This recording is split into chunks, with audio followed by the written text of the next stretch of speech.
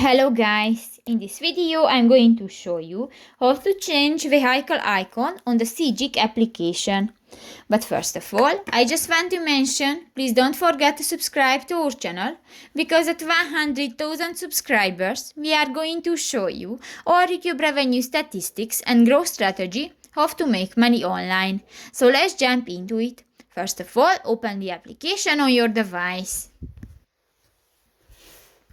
New, click to the three lines at the upper right corner of the screen and go to the settings icon.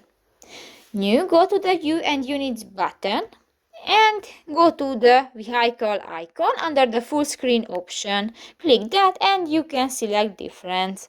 And just select one, for example the car, and click that and done. So that's pretty much it for this video guys. See you in the next one. Bye bye.